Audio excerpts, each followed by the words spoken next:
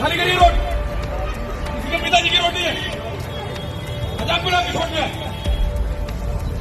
पूरी रोड गंदी कर दी सालों ने।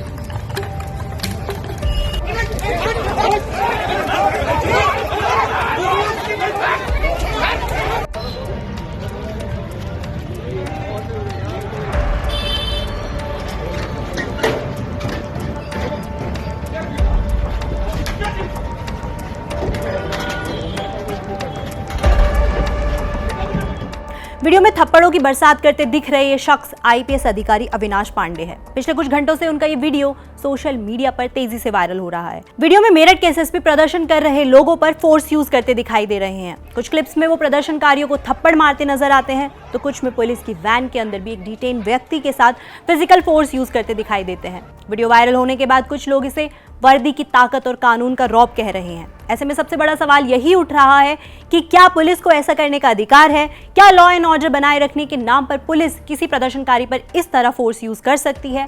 और अगर कोई व्यक्ति पहले से पुलिस कस्टडी में हो, तब क्या उसके साथ मारपीट करना कानून की नज़र में सही माना जाता है? इन सवालों का जवाब समझने के लिए पहले ये जानना जरूरी है कि आखिर ये प्रदर्शन किस बात को लेकर हो रहा था, क्योंकि इस वायरल वीडियो का कनेक्शन पिछले महीने सामने आए ललिता गौतम मर्डर केस से है। आखिर इस केस में क्या हुआ था, लोग सड़कों पर क्यों उतरे और पुलिस की कार्रवाई पर सवाल क्यों उठ रहे हैं? आज के इस वीडियो में हम पूरा मामला शुरुआत से समझेंगे। हाय, मैं हूं प्रगति और आप देख रहे हैं जस्ट। मामले की शुरुआत 15 मई 2026 से होती है। मेरठ की रहने वाली 20 साल की ललिता गौतम उस दिन घर से कॉलेज के लिए निकली थी, लेकिन वो ना तो कॉलेज पहुंची ना ही शाम तक घर लौटी। परिवार ने काफी तलाश की, लेकिन जब कोई सुराग नहीं मिला तो टीपी नगर थाने में उनकी गुमशुदगी की शिकायत दर्ज कराई गई। इसके 2 दिन बाद 17 मई को रोहटा थाना क्षेत्र के उपसिया गांव के पास एक गन्ने के खेत से ललिता का शव बरामद हुआ। स्थानीय लोगों ने शव देखकर पुलिस को सूचना दी, जिसके बाद फोरेंसिक टीम मौके पर पहुंची और साक्ष्य जुटाए गए। शव को पोस्टमार्टम के लिए भेजा गया और हत्या का मामला दर्ज कर जांच तेज कर दी गई।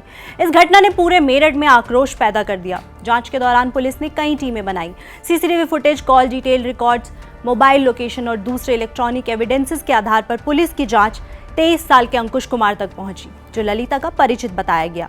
19 मई को पुलिस ने उसे गिरफ्तार कर लिया। पुलिस का दावा है कि पूछताछ में आरोपी ने हत्या की बात कबूल की है। पुलिस के मुताबिक दोनों एक दूसरे को जानते थे और आपसी विवाद के चलते आरोपी ने इस वारदात को अंजाम दिया। हालांकि ये पुलिस का वर्जन है और इस मामले की सुनवाई अभी अदालत में होना बाकी है। लेकिन पुलिस की इस कार्रवाई से ललिता का परिवार संतुष्ट नहीं था। परिवार का आरोप था कि इस हत्या में सिर्फ अंकुश ही नहीं बल्कि कुछ और लोग भी शामिल थे। उनका कहना था कि पुलिस ने बाकी लोगों की भूमिका की ठीक से जांच नहीं की और कार्रवाई सिर्फ एक आरोपी तक सीमित रही। ललिता दलित समुदाय से थी, ऐसे में ये मामला धीरे धीरे सिर्फ एक मर्डर इन्वेस्टिगेशन तक सीमित नहीं रहा। परिवार को कई सामाजिक और दलित संगठनों का समर्थन मिला। पिछले कई हफ्तों से मेरठ में इसी मांग को लेकर विरोध प्रदर्शन किए जा रहे थे। इन्हीं में से एक प्रदर्शन के दौरान पुलिस और प्रदर्शनकारियों के बीच टकराव हुआ, जिसका वीडियो अब सोशल मीडिया पर वायरल है। अब सवाल ये है कि उस दिन ऐसा क्या हुआ कि मामला पुलिस और प्रदर्शनकारियों के बीच टकराव तक पहुंच गया। पुलिस के मुताबिक प्रदर्शनकारी मेरठ कलेक्ट्रेट पहुंचे थे। प्रशासन का कहना है कि प्रदर्शन के दौरान सड़क जाम की गई और कई बार समझाने के बावजूद लोग वहां से नहीं हटे। इसके बाद पुलिस ने प्रदर्शनकारियों को हटाने की कोशिश की और कई लोगों को हिरासत में लिया। वहीं प्रदर्शनकारियों का आरोप है कि उनका प्रदर्शन शांतिपूर्ण था और पुलिस ने बिना जरूरत उनके खिलाफ बल प्रयोग किया। उनका कहना है कि कई लोगों के साथ मारपीट की गई, यहाँ तक कि पुलिस की गाड़ी में बैठाए जाने के बाद भी कुछ लोगों के साथ हाथापाई हुई। इस दौरान मेरठ के एसएसपी का ये वीडियो सामने आया। लेकिन क्या कानून पुलिस को ऐसा करने की इजाजत देता है? सबसे पहले ये समझना जरूरी है कि इस मामले में 2 अलग अलग परिस्थितियां हैं। पहली, सड़क पर चल रहे प्रदर्शन के दौरान पुलिस द्वारा बल प्रयोग, और दूसरी, वायरल वीडियो में पुलिस की वैन के अंदर दिखाई दे रही कार्रवाई। दोनों पर अलग अलग कानूनी नियम लागू होते हैं। अब सवाल ये है कि कानून इस बारे में क्या कहता है। अगर किसी प्रदर्शन के दौरान कानून व्यवस्था बिगड़ती है, सड़क जाम हो जाती है, भीड़ सार्वजनिक व्यवस्था में बाधा डालने लगती है, तो BNSS 2023, जो पहले CRPC की धारा 129 थी, के तहत पुलिस को उस भीड़ को हटाने का अधिकार है। लेकिन कानून ये भी कहता है कि फोर्स आखिरी विकल्प होना चाहिए, यानी पहले पुलिस लोगों को समझाने की कोशिश करेगी, उन्हें वहां से हटने की चेतावनी देगी और शांतिपूर्वक प्रदर्शन खत्म कराने की कोशिश करेगी। अगर इसके बाद भी भीड़ नहीं हटती या स्थिति हिंसक हो जाती है, तभी पुलिस बल प्रयोग कर सकती है।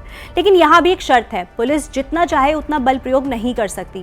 कानून के मुताबिक फोर्स रीजनेबल, नेसेसरी और प्रोपोर्शनेट होना चाहिए, यानी हालात को नियंत्रित करने के लिए जितनी जरूरत हो सिर्फ उतना ही। कार्रवाई का मकसद भीड़ को तितर बितर करना होना चाहिए, लोगों को सजा देना या बदले की भावना से मारपीट करना नहीं। लेकिन इस वायरल वीडियो में एक दूसरा पहलू भी सामने आता है। कुछ क्लिप्स में एक व्यक्ति पुलिस की वैन के अंदर दिखाई देता है, जिसे प्रदर्शनकारी हिरासत में लिया गया व्यक्ति बता रहे हैं। अगर कोई व्यक्ति वास्तव में पुलिस की कस्टडी में है तो उसके साथ पुलिस के व्यवहार पर अलग कानूनी नियम लागू होते हैं। यहीं पर D K. Basu versus state of West Bengal 1997 का जिक्र करना जरूरी हो जाता है।